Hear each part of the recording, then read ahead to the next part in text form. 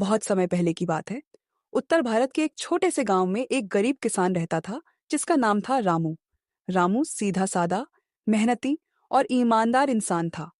उसकी पत्नी सीमा और एक छोटा बेटा मुन्ना ही उसका पूरा परिवार था। रामू के पास केवल आधा बीघा जमीन थी।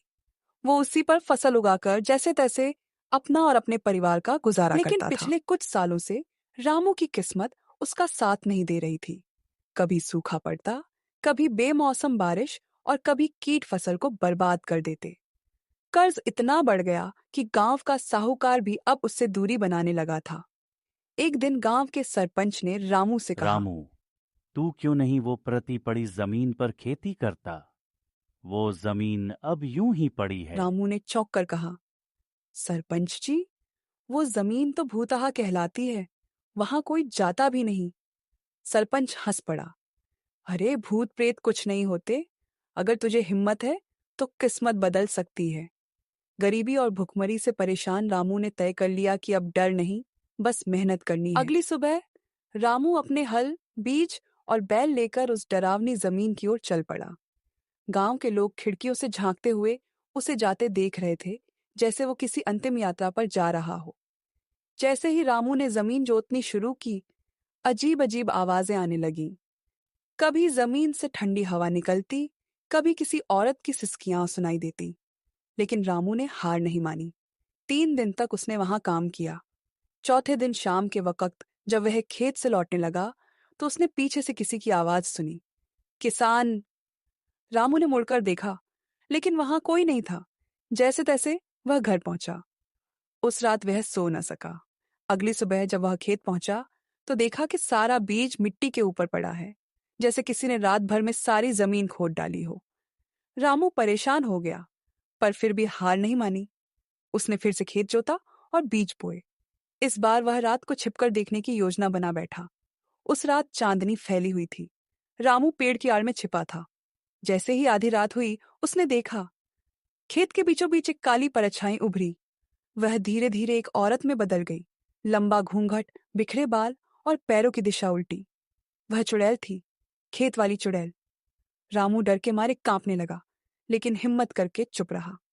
वह चुड़ैल जमीन खोदने लगी और बुदबुदाने लगी, मेरी जमीन, मेरा खजाना कोई नहीं ले सकता। अचानक उसने सिर उठाकर रामू की ओर देखा। उसकी आंखें खून जैसी लाल थीं। तू कौन है जो मेरी जमीन पर बीज बोता है? चुड़ैल ने गरजती आवाज में पूछा। रामू डरते हुए बोला, मैं रामू हूं। मेरी जिंदगी बहुत मुश्किल में है। मुझे माफ कर दो। मुझे बस थोड़ी सी फसल उगानी है।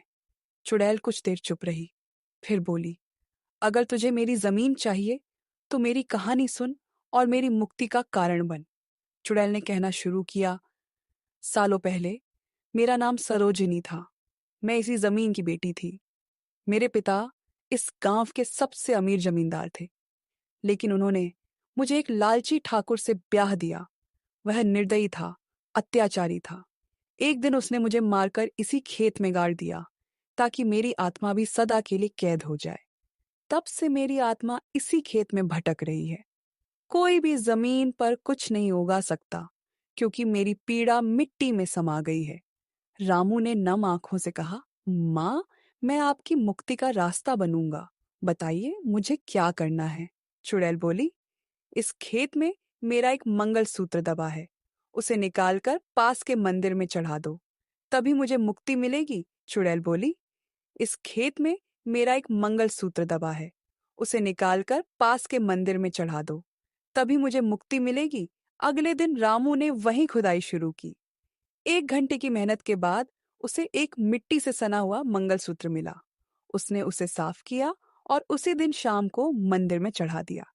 जैसे ही उसने मंगलसूत्र शिवलिंग पर रखा, आसमान में बिजली चमकी, तेज आंधी चली और फिर अचानक सब शांत हो गया। रामू ने एक हल्की सी मुस्कान देखी, जैसे कोई आत्मा मुक्त हुई हो। इसके बाद रामू ने फिर से उसी जमीन पर फसल बोई। इस बार चमत्कार हुआ। फसल इतनी लहलहा उठी कि गांव के लोग देखने आते। धान, गेहूं और सब्जियां ऐसी उगी जैसे धरती माँ ने खुद आशीर्वाद दिया हो। रामू का जीवन बदल गया। वह कर्ज से मुक्त हुआ। उसका बेटा अच्छे स्कूल में पढ़ने लगा।